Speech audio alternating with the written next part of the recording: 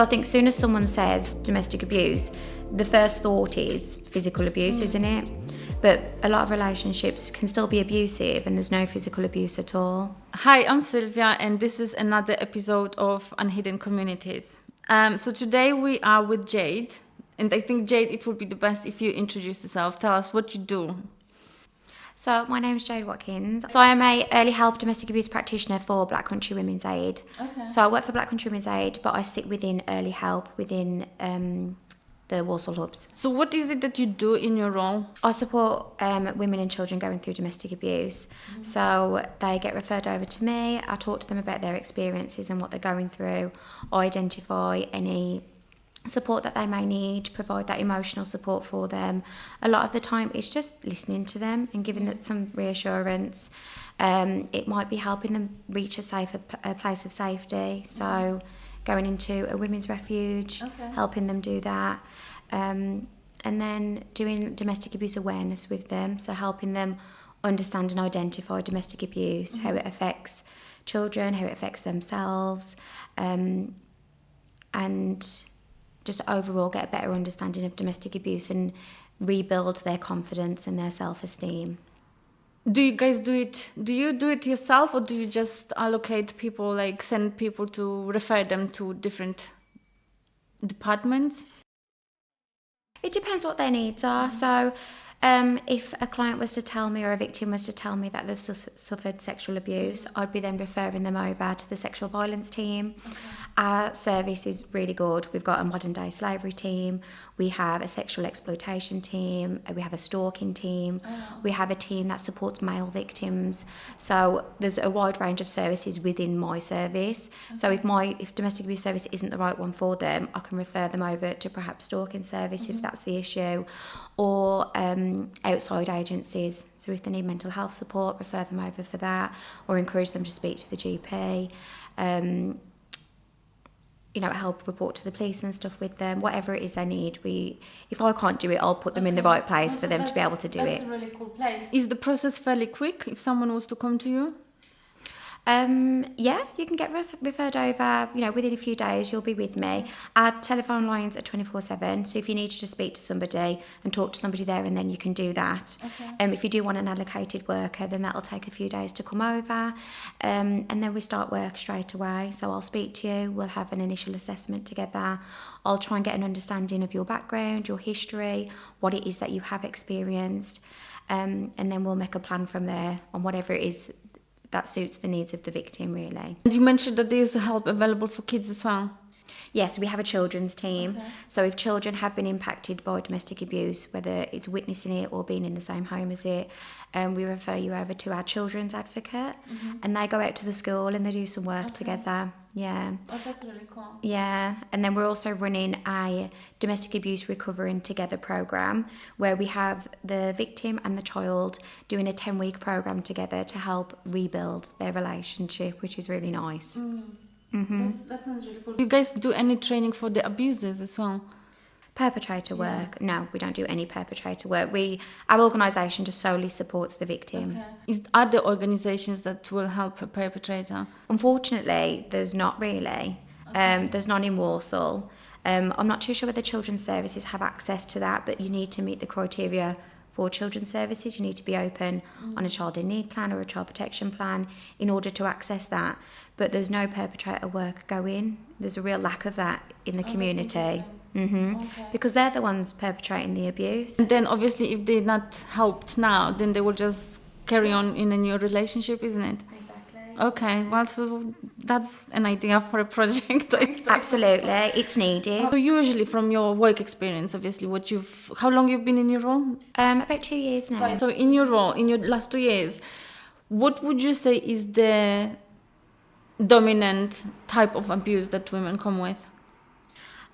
So I'd say emotional abuse. Really? Yeah. I think most abusive relationships have emotional abuse in there. You can have an abusive relationship and there be no physical violence. So I think as soon as someone says domestic abuse, the first thought is physical abuse, isn't it? But a lot of relationships can still be abusive and there's no physical abuse at all. You surprised me right now, actually. So okay, so emotional abuse. So how women recognize that they are in that relationship? So emotional abuse is somebody calling you names. It might be criticising you, making you feel really bad about yourself, putting you down, not lifting you up. They want to make you feel as small as possible, to the point where you don't recognise yourself anymore. You've got no confidence, you've got no self-esteem, you think really little about yourself. They might be constantly trying to make you feel guilty and put all the blame onto you for everything that's happening. I think emotional abuse for a lot of victims, from what they've said to me, is the worst one to go through, because even when the relationship ends and you do manage to get away, that's something that still impacts you, because you have that low self-worth in yourself then. Oh, wow. Yeah. That's quite interesting right now, because like the lady that we interviewed with lived experience, that's literally the type of abuse that she experienced. And she was saying that there is a lack of understanding from the police and courts of that type of abuse. So even though in theory there is the support available, or they understand, they acknowledge that it's there, but she feels like there is a lack of understanding how it impacts the person. And for example, when she managed to get out from the relationship, in court they were still encouraging them to communicate with each other to sort out the child arrangements and things like that. So what's your experience like? How do you think that the professionals recognize this type of abuse easily, and is there enough help available with that type of abuse? I think the police do struggle with recognising controlling and coercive behaviour, and when they do recognise it, it's hard to prove. There's no evidence for it. It happens behind closed doors, and unless you have, CCTV and things like that in your home, you can't prove that someone is controlling you or being emotionally abusive to you. So the police just have to take your word for it. But when it does go to court, there's no charges or anything for it, so it's quite difficult. When there's physical violence, the police have more evidence then to prosecute and have successful outcomes. So I understand that. It's really difficult. And then in regards to child contact, you are expected to go to court and talk to the person who's abused you to have create a child contact arrangements order for the child. So when you go to court, the view changes. It's all about the child, and the court see it as a child has a right to know both parents, even if there's domestic abuse being involved. Yeah, 100%. So with that in mind, what do you think we can do better to support people with because it's still surprising to hear for me that there is quite a lot of people recognizing women, I'm assuming majority, going through that emotional abuse. There is quite a lot of them reaching out for help. Is every story a success story where people manage to come out of this? It depends on the needs of the victim. I've supported women who have had successful outcomes, who have come into the country, been here for a number of years, managed to reach out for support, and I've been able to get them into refuge, and they've been able to move to out the area, a completely different area, and have that fresh start. For other victims, it's more difficult, especially regarding on immigration status. So if they don't have their indefinite leave to remain, or they don't have access to public funds such as universal credits and benefits, refuge won't accept them. And there's only a few refuges that will, and they're normally taken up a lot of the time, so those spaces don't become available. But when there's no refuges for them people, there's nowhere for them to go to, because without your indefinite leave to remain as well, the council don't have a duty of care to support, so you can't access the council either. So it's really difficult. So the last one I supported was a lady from Slovakia. So she was a high-risk victim of domestic abuse. There was physical violence, strangulation, threats to kill her. She was living in a rented accommodation with a private landlord. She was working in a shop. She had 2 daughters, school age, going to school. She didn't feel like she was safe in Warsaw no more. So she wanted to flee, she wanted to get away. So we worked with NASHDOM, we worked with the Refuge and Migrant Centre. We applied for the Migrant Victims of Domestic Abuse concession, which got denied. She tried to get universal credits. She was on a pre-settled status. visa, which said that she could have access to benefits, but then she kept failing the HRT test for universal credits, which is proving that you have the right to live in the country. She failed that twice, and she ended up going back to Slovakia in the end, which was really sad because she come over here wanting a better life for her and for a better life for her children as well. And she hasn't come back from Slovakia Were her yet. children born here or back home? They was born back home. Back home. Okay. Yeah. So that's was different because like if you've got children born here and you need to go back home, like my son was born here 12 years ago. He can't even speak Polish, and obviously he goes to school here. And so if I was in a situation like that, I would be taking my child to a foreign country for him. Yeah. You know what I mean? So Yeah. that's so interesting. But she was here, about 5 years. The children were like 7 and 8. They spent the majority of their time in the UK, spoke really good English, and they had to go back. they had to go back, yeah. That's And so they've sad. they've still not come back yet, and it's been quite a few months now. And now, since being over there, the landlord has taken the flat back, so now she's got nowhere to come to. That's a shame. So, how easy is it for people who can't speak English get help from services like yourself? So we have access to Language Line. We're very lucky, so we can reach out to anybody, no matter where they come from, no matter what language they speak. We are able to speak with them. It is only over the phone, so it's not as impactful as face-to-face support, but you can still come in. We can, speak with a language interpreter over the phone and still identify what it is that you need and what we can do to support you. I support many women who English isn't their first language, and we still get all the work done. We still manage to communicate. I still manage to safety plan with them, and it still gives them an opportunity to speak to me about their experiences and get things off their chest and just talk to somebody in a safe space. Do people find it easy to open up to you? It depends. It depends on who you are. There's people who just, you speak to them once and they just divulge everything. They want to just tell you everything. And, you just gotta sit there and listen and just be there for them. And then there's other people who it might take a few weeks or a few months just to build up that trust. I think for a lot of women, building up that trust is really important. And we don't want to rush things. I'm not expecting someone to tell me everything that they've been through on the first time that we're speaking. But over the course of, having one-to-one sessions and having that safe space to talk, they do open up. Yeah. Do you love your job? I do love my job. I wouldn't do anything else. Okay, so what draws you to this job? I'm just passionate about domestic abuse. I think it's just so, 1 in 4 women are impacted by domestic abuse or are victims of domestic abuse, and that's so many. I think at some point in your life, you either are a victim yourself or you know somebody, whether that's your parent, your sister, your child, you just know somebody who has been impacted by domestic abuse. And I just think there needs to be support for the victims. And it's a lonely, domestic abuse is so lonely to go through. You're isolated, you don't have support around you, you end up losing friends, you end up losing family. So to be that person to go to when you want to end that relationship and help that person to rebuild themselves or get them safe or take them out of the situation, or sometimes just being that person to say, this is what's happening to me, I need help. I just love it. I love it. That's quite shocking to hear that it is 1 in 4 women. That's quite a lot, isn't it? It's a lot. So in theory, when we're in the office, when you're at work, you could assume that one of your colleagues is going through a situation like that. Absolutely, yeah. So is there enough training in terms of or awareness, do you think?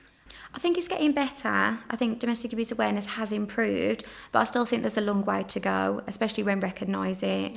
And the police are getting better as well, so the police are recognising it a lot better. But domestic abuse doesn't discriminate. It affects, it doesn't matter what sex you are, what age you are, what religion you are, what race you are, where you come from. It doesn't discriminate against anybody. Anyone could be a victim of domestic abuse. And our service, we've supported police officers, NHS nurses, teachers. Do you know what I mean? It can affect anybody. Anyone can fall victim to domestic abuse. So I think there needs to be more awareness just everywhere, because it can happen anywhere, at work, at home. So what type of training, what type of awareness is it? What would you think is the most important topic to raise awareness of? I'd say maybe recognising domestic abuse and just, how to support victims, because sometimes just listening is enough. Just listening to someone talk about what they've experienced and what they're going through, and just being that shoulder for them, and just being that person that they can turn around and confide in. I think, just overall domestic abuse awareness, because it's not just physical violence. And like I said, a lot of people do think that it's just physical violence, but it isn't. There's a lot more to it. There's the psychological impact, there's the emotional, there's the isolation, there's the financial control. A perpetrator puts up all these walls around you to stop you from leaving that situation. They make it impossible for you to leave. So when you do leave, that support needs to be there for victims. Mm-hmm. And in terms of the financial support, I think, because that sometimes can be, especially if you are a woman in not working because you are not allowed to go to work, or you're controlled, you can't contact your friends and things like that. So if you haven't got that security of financial help, it's very difficult to leave that situation, because how do you see a way out without the money, right? Mm-hmm. So is there enough financial support? How easy is it? So for example, you mentioned someone wanted to relocate from Warsaw. How easy is it to relocate from Warsaw and be financially, feel secure in some way? There isn't that financial support really. So you have the financial abuse helpline, which you can call, you can get advice and guidance on, but there's not a pot of money to give to these victims to flee. So you're relying on things like universal credits and little savings that you've got in order to get away. So normally if you don't have any access to money, it's like a quick move to get you into a refuge, and then applying for universal credits for them to cover that cost. Because refuge is really expensive for women to go to, especially if they work. Yeah. Oh, really? If you're working full time, you have to pay for refuge, and they're really expensive. It's hundreds of pounds a week. Oh my gosh, no way, I didn't know. It's not easy to get into a refuge. Wow. If you're not working and you do have universal credits, then that will cover the cost at refuge. But if you are working, so say if your perpetrator is the opposite and you have to work 3 jobs and you look like you're making a lot of money, but then they take it all away from you, it's going into their bank, you don't have access to that. But it looks like to universal credits that you're working 3 jobs, you don't. Do you know what I mean? You don't need the housing benefit element. Okay, so now so what do we need then to make it easier? To make it easier to get into... To get out. To leave the relationship.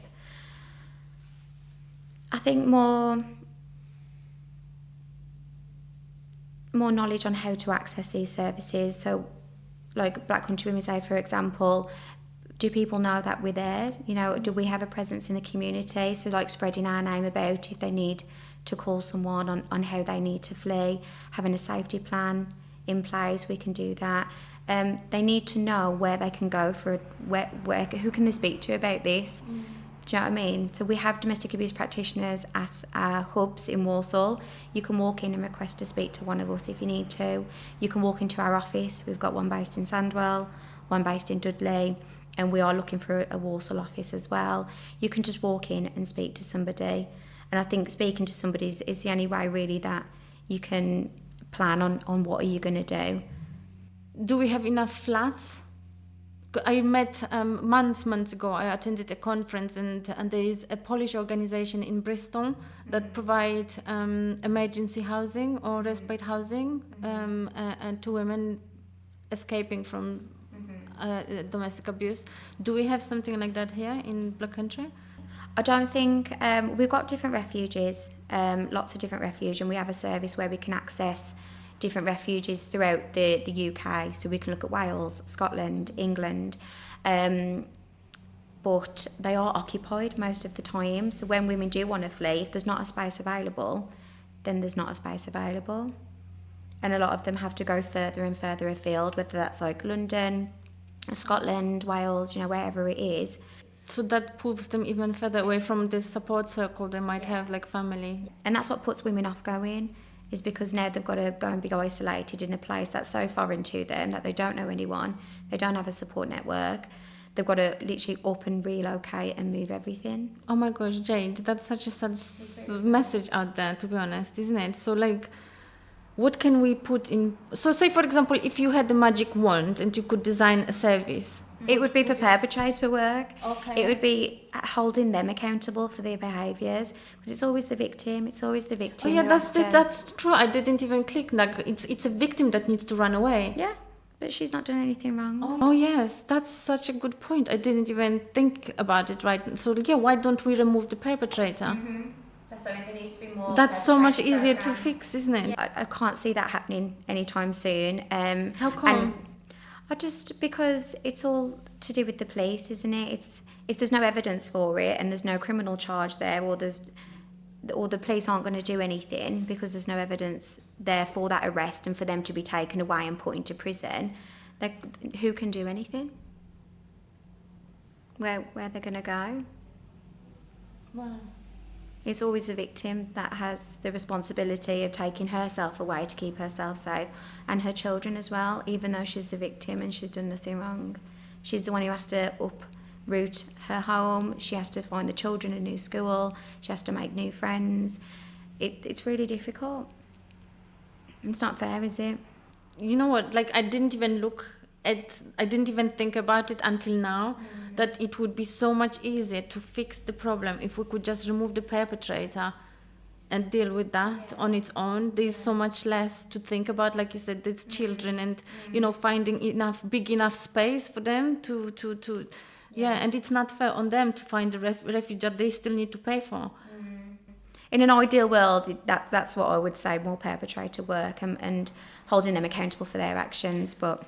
So what would be, so say, let's think about the perpetrator now. So what can we do now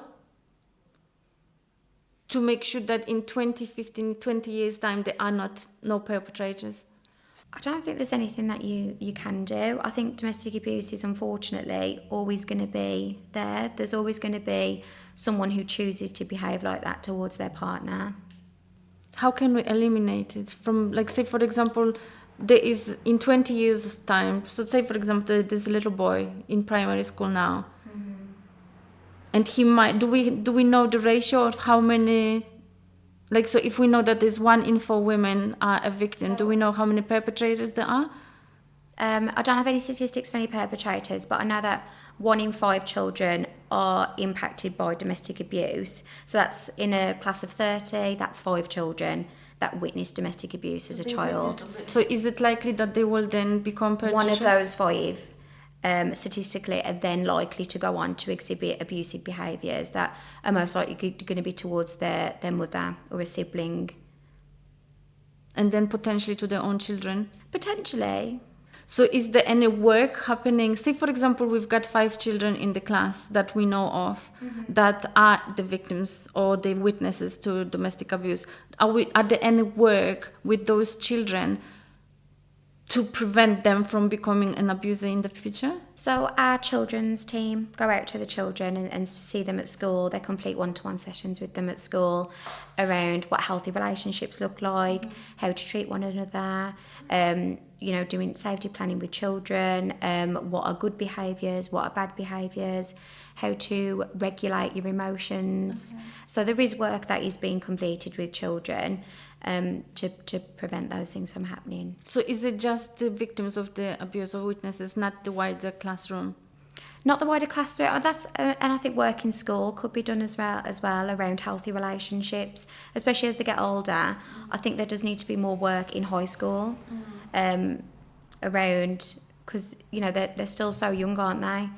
Their brains aren't yet fully developed, and there's not that much work that I know of that does go on in high schools around educating young women. Yeah, there's education, there's sex education. Yeah. That could be used as talk about good relationships as well, isn't it? I think it's just letting young women know, or teenagers, that abuse is not okay and it shouldn't be tolerated, and you don't have to put up with that.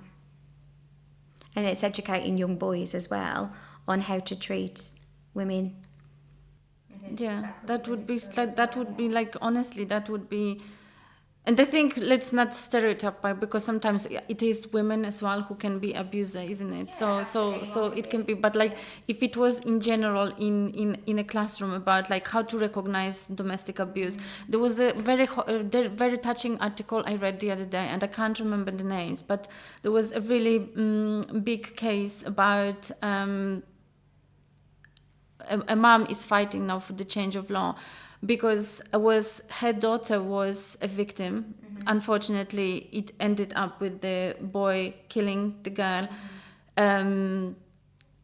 Teenagers. So that what she's fighting for is her death was not recorded as a victim of domestic abuse because they were not in a domestic relationship. So she was a teenager living with her family, and he was a teenager living with his family. But he was a very controlling partner, to the point where he killed her in the end. And that daughter is not recorded as a victim of domestic abuse because it was not recognized as domestic. They were teenagers. So domestic abuse is anyone over the age of 16. Yes. So if they was under 16, then it wouldn't be classed as domestic abuse. Yeah. And that's the technicality within the law. Yeah. And so that's quite interesting, because obviously talking about healthy relationships, things like that can be taught from early on so that we can understand. And but does it need the change of law as well to be able, so that we can talk about it as a domestic abuse in school, so that it can be recognized that they feel a victim of one as well? That's interesting, honestly. So have you successfully supported Eastern European family? Yeah, so I have had a few Polish women. I've supported women from Czech Republic, Slovakia, Hungary. So quite a few. But I think those communities, like you said, they're quite, they haven't got that much confidence. They're in a space that they're not fully familiar with. They don't know our services are there. They're quite hard to reach communities. How could we reach them better? By getting in them, I suppose. Getting in, whether that's Polish communities, the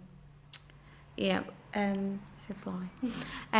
Just trying to reach out to them as we can, and just letting them know that we are here for them.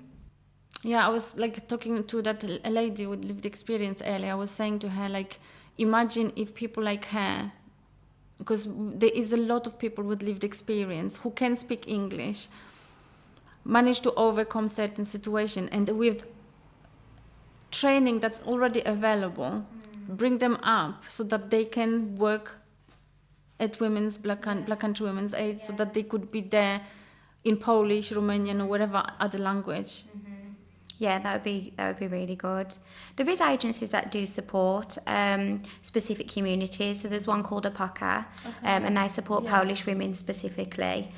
So they've got Polish workers, Polish refuge, like specifically just for Polish women. And I think within that just builds that community then. So do you guys build a relationship with organizations like that? I would refer over. So if I had a lady who, for instance, was Polish, I'd ask her what she wants. I'd be like, do you want to stay with me? And we'd do everything with a language interpreter. Or would you like me to refer you over to a service that is aimed at Polish women?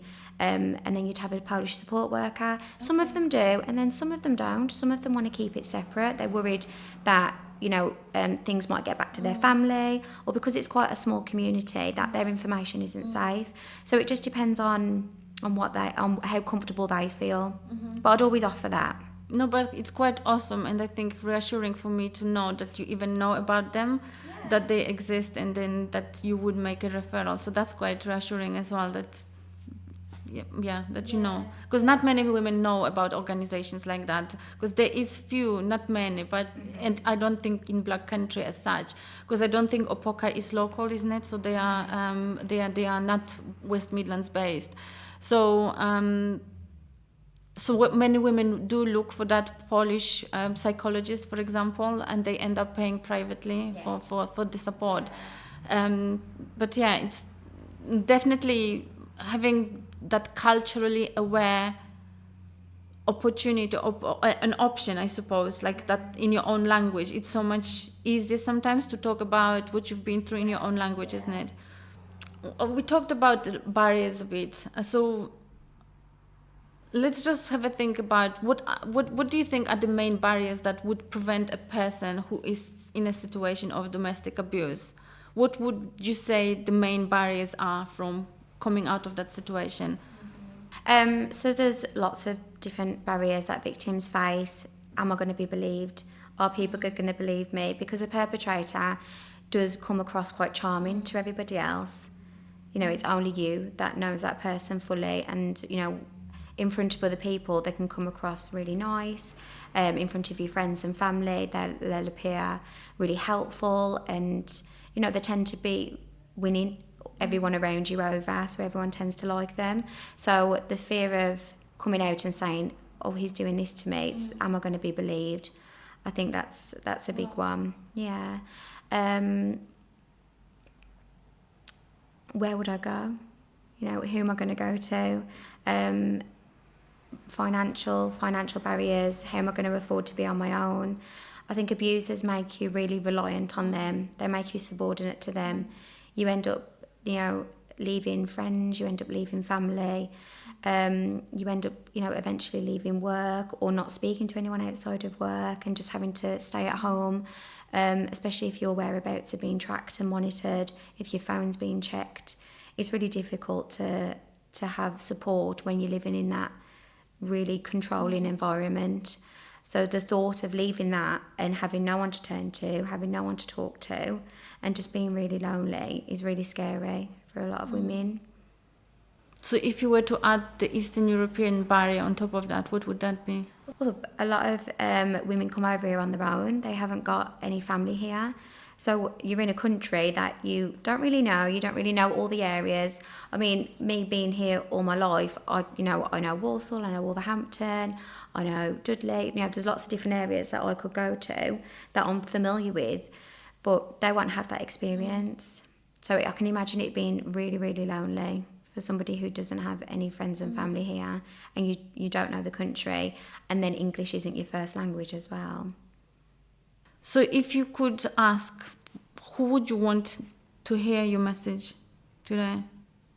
I'd advise anyone listening to this podcast today, if they are going through domestic abuse or have been through domestic abuse and they do wish for support, that support is available for them.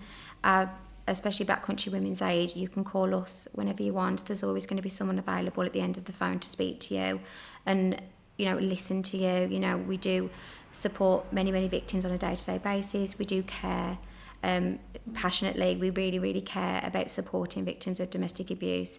It's really lonely to go through, and my message would be, you don't have to suffer it on your own. We can help you reach a place of safety, and to give us a call. If you could ask, I don't know, say policymakers, local authority, West Midlands Combined Authority, what would you ask for them?